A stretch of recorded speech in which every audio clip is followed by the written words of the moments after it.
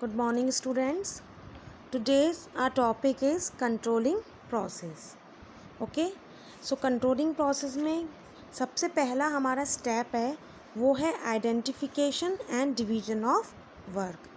So in identification and division of work, we have to identify and divide the work according to the various activities. Okay, for example, suppose कीजिए we have mobile phone manufacturing company.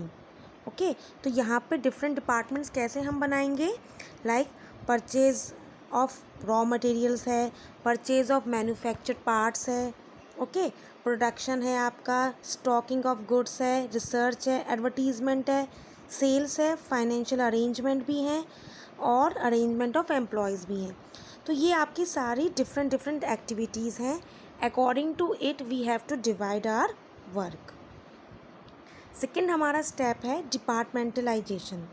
So according to the activities we have to divide our work according to the different departments. Okay, suppose कीजिए जैसे कि आपका particular department है purchase department.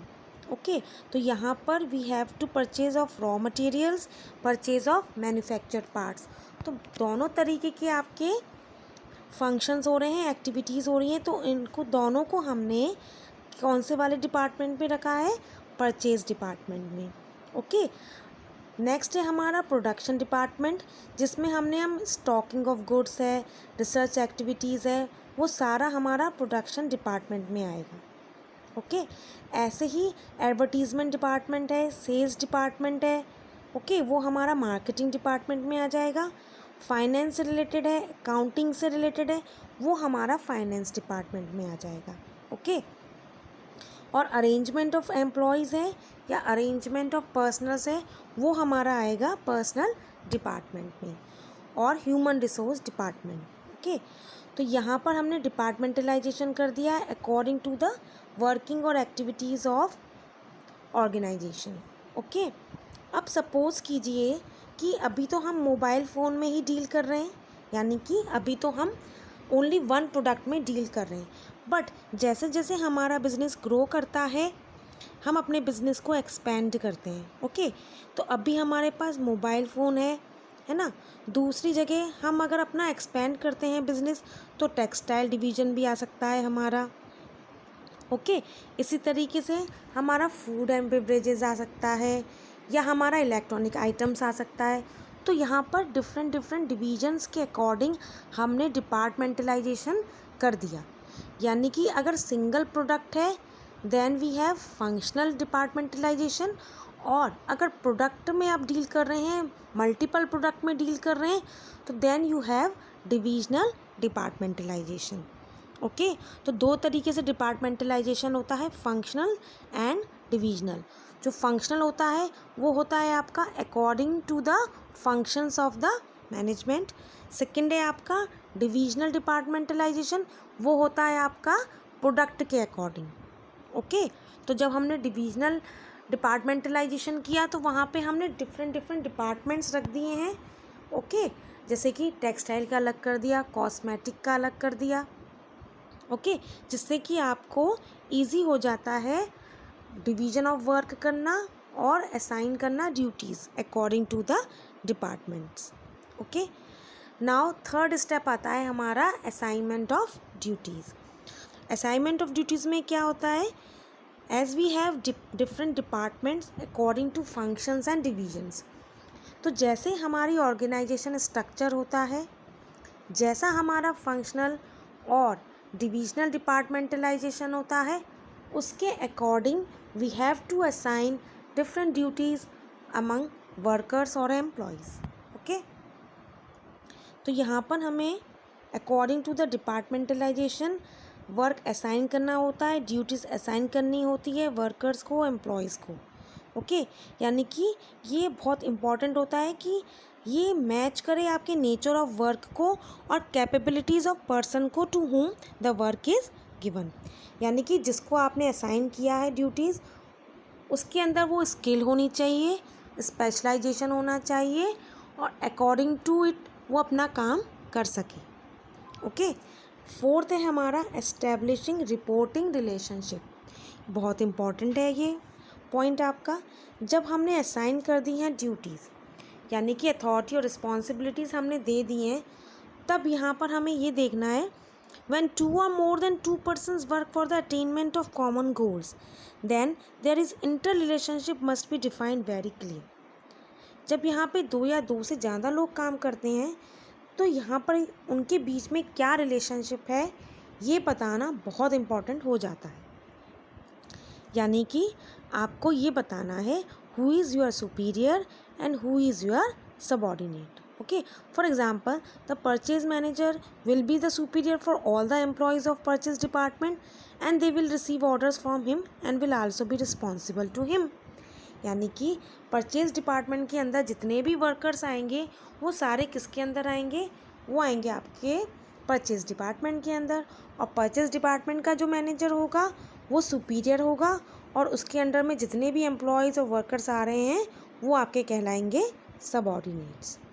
Okay, तो I hope आपको समझ में आया होगा process of organising. Okay, now we can explain it like this कि we have process of organising में we have various types of steps. तो फर्स्ट है हमारा आइडेंटिफिकेशन ऑफ वर्क, है ना। यहाँ पर हमें आइडेंटिफाई करना है अपना वर्क कि हमारा वर्क कैसा है, हमारा ऑर्गेनाइजेशन का ऑब्जेक्टिव कैसा है, उसके अकॉर्डिंग हमें वर्क करना है। And divide the workload into jobs, और हमने डिवाइड करना है अपने वर्क को अकॉर्डिंग टू वर्कलोड, यानी कि डुप्लीकेशन ऑफ वर्क भी ना हो और साथ में स्पेशलाइजेशन ऑफ वर्क भी हो सके। नेक्स्ट है आपका ग्रुपिंग जॉब्स इनटू डिपार्टमेंट्स। तो यहाँ पे आपको डिफरेंट डिपार्टमेंट्स में ग्रुपिंग करनी है एक्टिविटीज़ को। ओके, यानी कि परचेज डिपार्टमेंट में क्या क्या काम होगा, प्रोडक्शन डिपार्टमेंट में क्या होगा, फाइनेंस डिपार्टमेंट में क्या होगा और मार्केटिंग में क्या होगा। Okay, now we have deciding span of management. Span of management बहुत इंपॉर्टेंट है। स्पैन ऑफ मैनेजमेंट का क्या मतलब है कि how many subordinates will effectively control और मैनेज्ड बाय वन सुपीरियर, यानी कि एक सुपीरियर आपके अंदर कितने एम्प्लॉयज़ को अच्छे से वर्क करा सकता है या कंट्रोल कर सकता है, वो कहलाता है आपका स्पैन ऑफ मैनेजमेंट, जो हम नेक्स्ट क्लास में डिस्कस करेंगे briefly. Okay, now we come to fifth point which is creation of hierarchy. ये बहुत इंपॉर्टेंट होता है, यानी कि यहाँ पर हमें एक हायरार्की बनानी है, यानी कि एक ऑर्गेनाइजेशनल स्ट्रक्चर को बनाना है, फॉर्मल ऑर्गेनाइजेशनल स्ट्रक्चर को, जिसमें आपको पता है कि चेयरमैन कौन है, who is your chairman, who is your director, board of directors कौन है, मैनेजर कौन है, जनरल मैनेजर कौन है, प्रोडक्शन डिपार्टमेंट का मैनेजर कौन है, उनके नीचे वेरियस सुपरवाइजर्स वर्क कर रहे हैं, फोरमैन वर्क कर रहे हैं और फिर वर्कर्स कर रहे हैं। तो यहाँ पे आपको एक हायरार्की बनानी पड़ती है कि चेयरमैन कौन होगा, कौन आपका सुपीरियर होगा और कौन आपका सबऑर्डिनेट होगा। ओके, तब यहाँ पर बात आती है डेलीगेशन ऑफ अथॉरिटी की। तो चेयरमैन अपनी अथॉरिटी को डेलीगेट करेगा टू द डायरेक्टर, डायरेक्टर करेगा जनरल मैनेजर को और जनरल मैनेजर डिफरेंट डिपार्टमेंट्स के मैनेजर को। तो यहाँ पर डेलीगेशन ऑफ अथॉरिटी होता है। Okay, then we come to determining the system of working.